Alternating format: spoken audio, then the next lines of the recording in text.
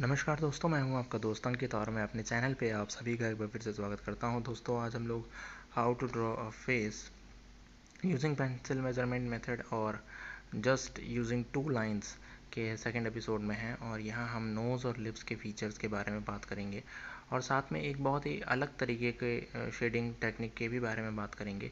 यहाँ हम vertical hash को यूज़ करेंगे और देखेंगे कि कैसे रिजल्ट्स मिलते हैं। तो अभी तो मैं देखिए फोरहेड के एंड्स को क्रिएट कर रहा हूँ और मैं मेजर कर रहा हूँ। किस तरीके से आप देख सकते हैं कि मेजरमेंट जो है वो उन्हीं दोनों लाइन से हो रही है जो मैंने पहले एपिसोड में खींची थी, एक हॉरिजॉन्टली इंक्लाइंड और एक वर्टिकली इंक्लाइंड। तो वो दो लाइन के ही थ्रू हम सारी मेजरमेंट्स को ले रहे हैं कि कहाँ पे हेयर आ रहा है और कहाँ पे फोरहेड का टॉप आ रहा है। तो ये दो लाइन ही एज ए रेफरेंस के तौर पे यूज़ हो रही हैं। बाकी जो छोटी छोटी बीच की मिडलरी मेजरमेंट्स हैं उनको हम ले रहे हैं। अब यहाँ मैं बिल्कुल आसान तरीके से बता रहा हूँ, आपको बेसिक बता रहा हूँ, तो इसलिए मैं ज़्यादा से ज़्यादा मेजरमेंट लेने की कोशिश कर रहा हूँ। अब जब आपके पास एक बार एक्सपीरियंस हो जाएगा, एक बार टाइम आप निकाल लेंगे इस चीज़ में, तो फिर आप कम से कम मेजरमेंट से भी काम कर सकते हैं। लेकिन अच्छा यही है कि आप मेजरमेंट लें ज़्यादा से ज़्यादा, ताकि एक्यूरेसी उसकी और ज़्यादा बेहतर हो जाए। और इसमें कोई भी चीज़ ऐसी नहीं है कि जो वियर्ड हो या जो गलत हो या जो एज पर सिस्टम ना हो, या कहा जाए कि जो जो against the law of art हो। तो ये मेजरमेंट्स जो हैं, जो सारे आप यहाँ पे देख रहे हैं, वो सारे के सारे आप बिल्कुल आसानी से ले सकते हैं। और ये बहुत ही ऑब्जर्वेशन का सबसे अच्छा मेथड यही है कि वो observe it from the pencil और observe it from your finger itself. कई लोग फिंगर का भी यूज़ करके ऑब्जर्व करते हैं। तो मैं वर्टिकल हैचेस को यूज़ कर रहा हूँ। जो मैं शेड कर रहा हूँ वो क्रॉस हैचिंग नहीं कर रहा हूँ, वो इस ब्लेंड भी नहीं करूँगा किसी भी एक चीज़ को, बस वर्टिकल लाइंस क्रिएट कर रहा हूँ। आप देख सकते हैं वर्टिकल हैचेस इसको कहा जाए। और उसी को यूज़ करके यहाँ पे हाईलाइट्स को क्रिएट करने की कोशिश करूँगा फेस के ऊपर, और डार्क एरियाज़ को ऑप्ट करूँगा, ग्रे टोन्स को ऑप्ट करूँगा। जो मिड टोन्स हैं वो भी सब वर्टिकल लाइंस के ही थ्रू होंगी। तो एक अलग पैटर्न निकल के आएगा इस ड्राइंग का। और हमने कुछ अलग करने के लिए ऐसा किया है, क्योंकि हर बार एक ही जैसी ब्रश यूज़ करके या ब्लेंडिंग पेपर या ब्लेंडिंग स्टम्प यूज़ करके, पेपर स्टम्प यूज़ करके जो करते हैं, तो वो तो एक जैसी ही चीज़ हो जाती है फ्रेंड, और उसमें कुछ नयापन नहीं होता। तो हर बार कुछ ना कुछ नया ट्राई करते रहना चाहिए आपको एज एन आर्टिस्ट। तो इस बार कुछ नया टेक्निक ट्राई करने की कोशिश कर रहे हैं, देखते हैं कितने हद तक रिजल्ट्स आते हैं। मेरा भी ये फर्स्ट ही ट्रायल होगा इस चीज़ का, वर्टिकल हैचेस का। बैकग्राउंड में तो मैंने पहले भी काफ़ी बार यूज़ किया है, लेकिन फेस के अंदर इंडिविजुअली क्रॉस हैचिंग्स भी यूज़ किए हैं काफ़ी बार, लेकिन वर्टिकल हैचेस ये फर्स्ट ट्रायल है। तो देखते हैं कितने हद तक रिजल्ट्स आते हैं। और बीच बीच में थोड़े थोड़े मॉडरेशन आप उसमें कर सकते हो। जहाँ तक कि आप चीज़ों को ऑब्जर्व कर रहे हो और ड्रॉ कर रहे हो, तो आप जितना टाइम लेना चाहो उतना टाइम ले सकते हो, क्योंकि इसमें टाइम शुरू शुरू में लगता है आपको जब आप पेंसिल से मेजरमेंट करते हैं तो। लेकिन अगर एक बार में आप पूरी आउटलाइन ड्रॉ करना चाहेंगे तो मैक्सिमम टू मैक्सिमम आधा घंटा या 45 मिनट आपको लगेगा आउटलाइन ड्रॉ करने में।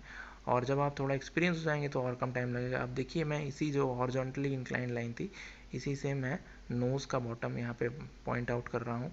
और अब इसको हम यहाँ ड्रॉ करेंगे। मैं आपको बिल्कुल आराम से तसल्ली के साथ समझाने के लिए बार बार दिखा रहा हूँ कि कैसे कहाँ से कितना मेजरमेंट किया है। हम चाहें तो ये मेथड्स को बहुत फ्रिक्वेंट कर सकते हैं, बहुत रैपिड कर सकते हैं। और ख़ास कर कि जो सबसे रैपिड आर्ट होती है, जो सबसे क्विक ड्राइंग एनाटॉमी स्टडीज़ होती हैं, वो भी पेंसिल मेजरमेंट यूज़ करके ही होती हैं। पेंसिल मेजरमेंट्स फ्रेंड्स, मैंने उसको एक नाम दे दिया है, it's not a pencil measurement technique करके ऐसा सच कोई चीज़ नहीं होती।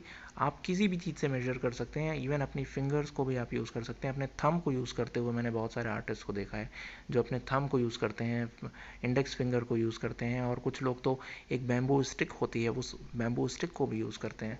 तो that particularly depend on you, ये पूरी तरह से आपके ऊपर है। इवन कुछ दो रेफरेंस लाइन को भी ले करके लोग यूज़ करते हैं ड्राइंग को। कल ही मैं एक वीडियो देख रहा था जिसमें एक पुराने मास्टर आर्टिस्ट के बारे में बात किया जा रहा था, वेमियर के बारे में। और उनकी जो टेक्निक्स थी वो थ्रेड्स यूज़ करते थे, डोरियाँ यूज़ करते थे, और डोरियाँ रेफरेंस के तौर पे यूज़ करके उसको उसके थ्रू पूरा इमेज को ड्रॉ करते थे। जो रेफरेंस जो उनको सामने दिख रहा होता था उसको पोर्ट्रे करते थे अपने ड्राइंग के ऊपर, और क्या बेहतरीन तरीके से ड्रॉ करते थे। मैं आपको कभी दिखाऊंगा कि एक दिन वीडियो में हम इसको इलेबोरेशन करेंगे कि कैसे वेमियर ने इस टेक्निक को यूज़ किया था। तो अपने अपने आर्टिस्ट अपने अपने तरीके ढूंढ लेते हैं। और लेकिन बस ये होना चाहिए, वो ऑथेंटिसिटी होनी चाहिए उसके अंदर। कोई ऐसा स्किप नहीं होना चाहिए कि जिसमें आप भागने का सोच रहे हैं या जिसमें आप सोच रहे हैं कि इस मेथड को तो स्किप कर देते हैं या यहाँ ये ऐसा कर लेंगे या ग्रिड यूज़ कर लेते हैं, तो ग्रिड में भी आप कर सकते हैं, ग्रिड भी यूज़ कर सकते हैं, लेकिन हर बार ग्रिड यूज़ करना it's not a good thing. या फिर सीखने के लिए अगर आप कुछ सीख रहे हैं, जैसे आपने कुछ पोर्ट्रेट ड्रॉ करना है या किसी को बैठा के ड्रॉ करना है, तो आप उसको ग्रिड से ड्रॉ करें, तो that is not a very good thing. उसके लिए तो आप बेसिकली अपनी ऑब्जर्वेशन को ही यूज़ करें, वही सबसे अच्छा तरीका होगा आप सभी के लिए, और तभी आप एक अच्छे आर्टिस्ट के तौर पे माने जाएंगे। ग्रिड्स आप वहाँ यूज़ कर सकते हैं जहाँ पे आप कोई कमीशन आर्ट पकड़ना चाहें या कुछ ग्रिड मेथड को सीखना चाहें तो आप कर सकते हैं उस मेथड को। सीखना सब कुछ चाहिए, जो मैं हमेशा बोलता हूँ। अब यहाँ देखिए, जो मैं लिप्स को लाइन को ड्रॉ कर रहा हूँ, लिप की लाइन को भी मैंने उसी हॉरिजॉन्टल लाइन से ड्रॉ किया, और जो एंड्स हैं उसके, उस एंड्स को मैं वर्टिकल जो लाइन थी इंक्लाइंड उससे ड्रॉ किया। तो देखिए कितना आसान हो गया, आपको दो ही रेफरेंसेस चाहिए, हॉरिजॉन्टल एंड वर्टिकल। जब आप हॉरिजॉन्टल और वर्टिकल लाइंस को समझ लेते हैं तो बहुत आसान हो जाता है आपके लिए। अगर ये वर्टिकल लाइन मेरे पास नहीं होती तो मैं आई के आईलिड, जो आई का जो सेंटर है, उस आई सेंटर से एक लाइन को नीचे ड्रॉप करता parallel to this vertical line, और फिर उस पॉइंट को मैं ऑप्ट कर लेता। तो ऑप्शन सब तरह के होते हैं, बट डिपेंड कि आप किस तरह से उसको इम्प्लीमेंट करते हैं अपने पोर्ट्रेट में। ऑब्जर्वेशन अगर आपको सीखना है फ्रेंड, तो आप पेंसिल मेजरमेंट या कोई भी ऐसा मेजरमेंट जिसमें आप अपने किसी ऐसे टूल को यूज़ करते हैं जो कि मेजरिंग के लिए नहीं यूज़ होता, जैसे आप स्केल नहीं यूज़ कर सकते, डेफिनेटली कोई स्केल है, वो स्केल अगर आप यूज़ करके मेजर कर रहे हैं कोई चीज़, तो that is not a very great thing to do. आप ऐसी चीज़ें करिए जिसमें आपके अंदाजे, जो आपका एक आइडिया लिया जा रहा है, वो अगर यूज़ हो रहा है तो वो बेहतर माना जाएगा, तो वो उसको अप्रिशिएट किया जाता है। क्योंकि इट्स ऑल अबाउट कि आप अपने आइज़ से चाहे वो अंदाजे ले रहे हैं, चाहे आप अपनी पेंसिल को यूज़ कर रहे हैं, चाहे अपने फिंगर को यूज़ कर रहे हैं, चाहे कोई और ही तरीका यूज़ कर रहे हैं, तो वो सभी में आप अपने किसी न किसी एक सेंस को यूज़ कर रहे हैं अपनी बॉडी के। So but this is very important thing. और जब इस तरह से आप ड्रॉ करेंगे, धीरे धीरे आप देखेंगे कि आपकी स्किल्स में टाइम बाय टाइम अपने आप ही चेंजेस आने लगेंगे, अपने आप ही आप लर्न करने लगेंगे, और उसके बाद आप फिर किसी भी फ़ोटो को देख करके बड़ी आसानी के साथ ड्रॉ कर लेंगे बिना किसी मेजरमेंट लिए हुए। लेकिन फिर भी मैं ये कहूँगा कि अच्छे से अच्छे आर्टिस्ट को मैंने देखा है काम करते हुए, वो लोग भी मेजरमेंट लेने में नहीं हिचकते। क्योंकि अगर आपने एक बार पोर्ट्रेट बनाना शुरू कर दिया और उसको आप फिनिश कर रहे हैं, और अगर सपोज़ आपने फिनिश किया और कुछ डायमेंशंस इधर उधर रह गई, तो फिर वो सारी मेहनत जो है वो ख़राब हो जाए। इसलिए to be on safer side they use to take lot of measurements, ये बात ज़रूर है।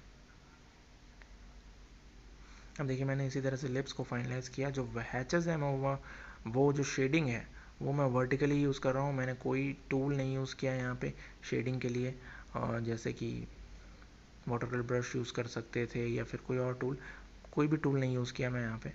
और पेपर स्टम्प तो मैं कभी यूज़ ही नहीं करता, कभी नहीं दिखाता आपको एज सच पेपर स्टम्प का यूज़। चारकोल्स में कुछ जगहों पे ज़रूर होता है पेपर स्टम्प का यूज़, और वहाँ करना भी चाहिए।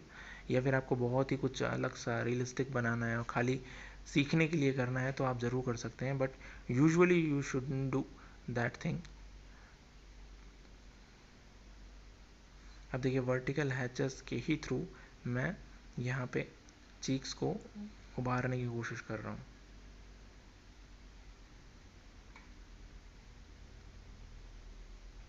लर्न सब कुछ करिए फ्रेंड, बस ये देखिए कि वो चीज़ कहीं आपकी आदत में शुमार ना हो जाए, वो चीज़ आपको कहीं उस पर डिपेंडेंसी ना बना दे आपकी। बाकी आप सब कुछ यूज़ कर सकते हैं, जो भी आप यूज़ करना चाहें, as long as you know कि उसके बिना भी आप कर सकते हैं उतने ही लेवल तक की ब्यूटी के साथ। और कुछ अलग टेक्निक भी ट्राई करने का सोचा था, तो इसीलिए इसमें सोचा मैंने कि वर्टिकल हैचेस को यूज़ किया जाए, क्योंकि हर बार एक ही तरीके से पोर्ट्रेट करेंगे तो वो फिर उसका मज़ा नहीं रह जाएगा। बहुत सारी तरीके हैं, कुछ लोग डूडल करके भी करते हैं, कुछ लोग कॉन्टूरिंग करके करते हैं, वो भी ट्राई करेंगे आगे चल के। नई नई टेक्निक्स को सीखेंगे एक साथ में बैठ करके, तो और भी ज़्यादा मज़ा आएगा।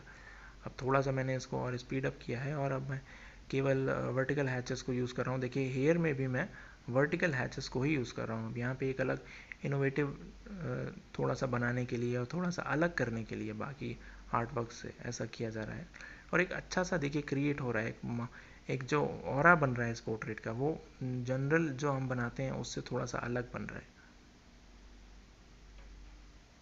Try to make something unique also.